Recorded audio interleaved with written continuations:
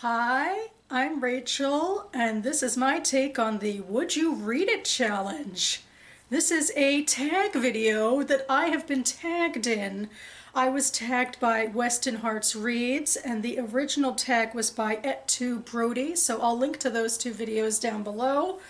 This is the first time in a long time I've actually responded to a tag from another booktuber. I've been doing so much prescribed booktubing just from my own scheduling. So I feel like I'm at least checking one thing off for 2021. This might have been the only time when I've actually responded to a tag in 2021. Feels like taking part in the booktube community in this very significant way.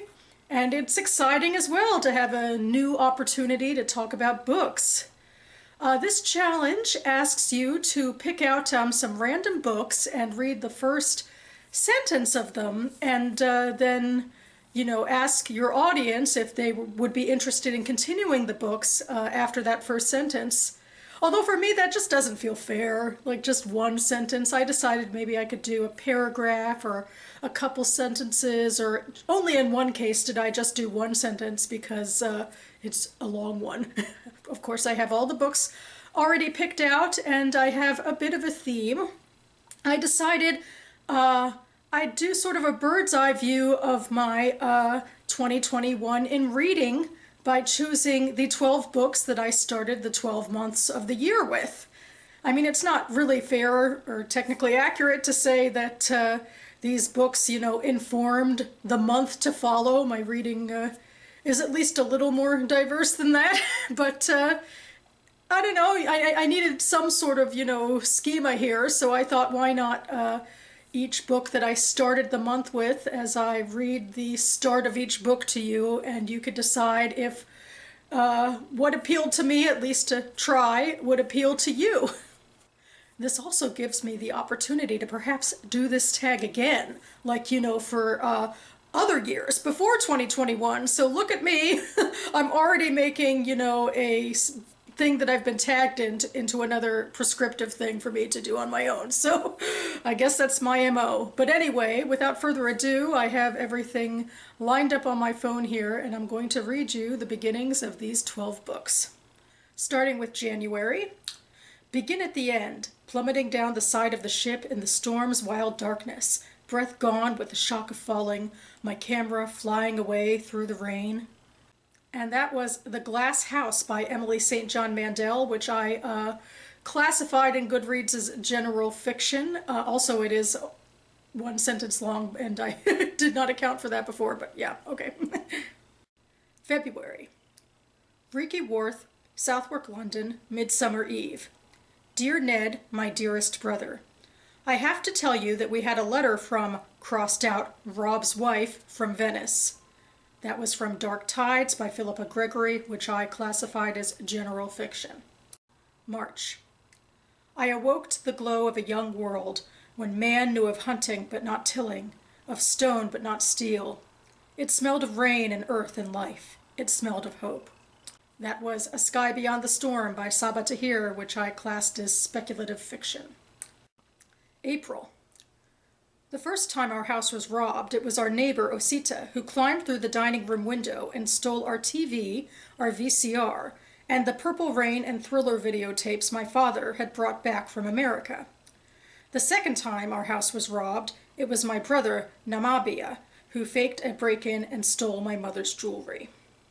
That was from The Thing Around Your Neck by Chimamanda Ngozi Adichie, specifically from the first story in the collection called Cell 1. And I classed this as general short stories. May.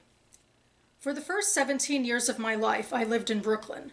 From nursery through 11th grade, blurred prehistoric years, I attended a small yeshiva called Torah Tamima, the translation of which, the Torah is perfect, was our credo. School was single-sexed, with a black and white dress code, 30 boys per grade, and a reputation for functioning as an academic travesty. That was The Orchard by David Hopin, which I classed as Jewish fiction. June. From a little after 2 o'clock to almost sundown of the long, still, hot, weary, dead September afternoon, they sat in what Miss Coldfield still called the office because her father had called it that. A dim, hot, airless room with the blinds all closed and fastened for 43 summers because when she was a girl someone had believed the light and moving air carried heat and the dark was always cooler, and which, as the sun shone fuller and fuller on that side of the house, became latticed with yellow slashes full of dust motes, which Quentin thought of as being flecks of the dead old dried paint itself, blown inward from the scaling blinds, as wind might have blown them. And that was the first sentence of Absalom, Absalom by William Faulkner, which I classed as general fiction. July. Sometimes when I stand back and take a good look, I think my parents are ambassadors from hell. 2 of them at least. The biological ones. The big ones. That was from Athletic Shorts, 6 short stories by Chris Crutcher, specifically from the first short story in the collection, which is called A Brief Moment in the Life of Angus Bethune, and I class this as general short stories. August. She said nothing, and neither did he. What was there to add after what he had said? That was About the Night by Anat Talshir, translated by Evan Fallenberg, which I classed as Jewish fiction. September. There was a time when everyone knew about Trnava. Once it was a bustling market town that sat at the crossroads between the Kingdom of Poland and the rest of Bohemia. Once the King of Hungary, Charles I, visited the town and conducted important negotiations there. But there are stories you don't know. Stories the residents of the town like to keep secret. That was from The Light of the Midnight Stars by Rena Rosner, which I classed as speculative fiction. October. It didn't matter where I lived, Mid-City, Mid-Wiltshire, or Miracle Mile. It didn't matter where I worked. One Hollywood bullshit factory was equal to any other. All that mattered was what I ate, when I ate, and how I ate it. And that was for Milk Fed by Melissa Broder, which I classed as Jewish fiction. November. In September 1991, I flew to Tel Aviv, Israel.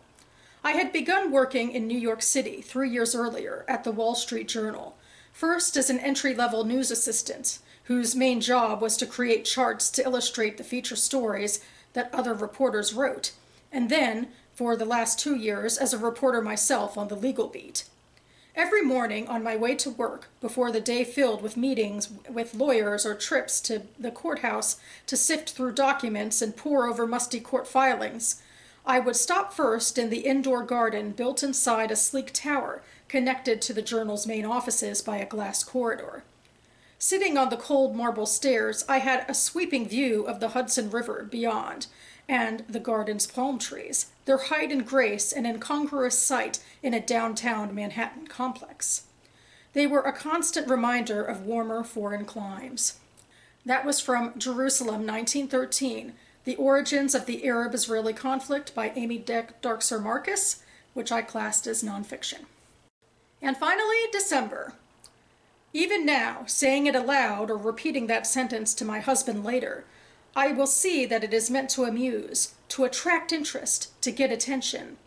Of course, I'm too sophisticated in things psychological, isn't everyone today, to think that one goes mad at a moment's notice. There are insipid beginnings to a nervous breakdown. And that was from Today a Woman Went Mad in the Supermarket by Hilma Wolitzer, specifically from the titular short story which starts the collection, and I class this as Jewish short stories.